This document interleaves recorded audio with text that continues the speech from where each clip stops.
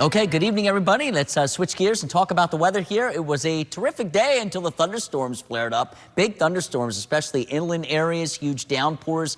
Doppler radar is estimating anywhere from 2 to 4 inches of rain across interior sections of Palm Beach County, just west of Lion Country Safari. Probably going to do this all over again tomorrow. So the light rain on the Treasure Coast coming to an end. Pattern stays active through Wednesday. And then in the tropics, we're tracking 3 systems out there. The intracoastal waters, nice and quiet this evening at 76 degrees. Feels like 76. The visibility is good at the airport, and winds are northwesterly at just 6 miles per hour. A little bit of light rain here to the north. Looks like areas to the south are starting to dry out now. This is steady still, though, around the turnpike here in Okeechobee County and northern St. Lucie and Indian River County. So you still have some wet roadways here, but all of that's going to be coming to an end shortly. Forecast for tonight, 75 to 77. That'll be the range in temperatures, partly cloudy and muggy conditions. For tomorrow, the first part of the day starts out okay. And then after lunchtime, 1, 2 o'clock in the afternoon, that's when things will get going again. Big downpours, highs between 88 and 90. It's going to feel like 100, though, factoring in the humidity. Not much to talk about during the first part of the day. Heading into work, we're looking at sunshine mixed with clouds, still quiet through lunchtime.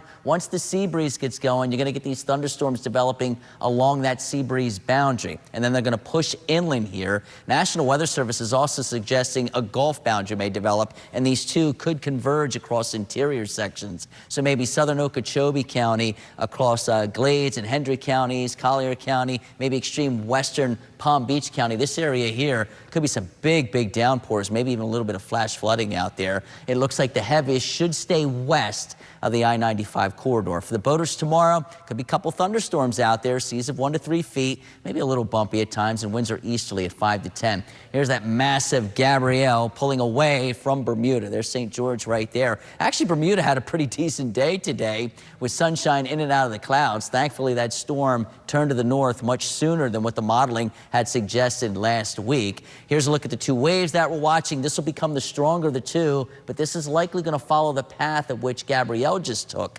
This is the one that's going to end up being a little bit closer to the U.S. mainland. So there goes Gabrielle right there. Winds of 140 miles per hour. It will pose no threat to the United States. Here comes the stronger of the 2 waves. This one again is going to lift more to the north like that, but this one here will be a little bit farther to the south and could come very close to the United States before it eventually makes that turn by the beginning and middle of next week. Neither one of those systems right now look to impact Florida, which is good. First alert 7-day forecast, 88 degrees for tomorrow, afternoon showers and storms. Do it all over again on Wednesday too, 90. Thursday, 91 with a shower or thunderstorm. The weekend should quiet down. It's going to be hot, though. Highs in the 90s, feeling like 100. We have to take a quick break. We'll be right back.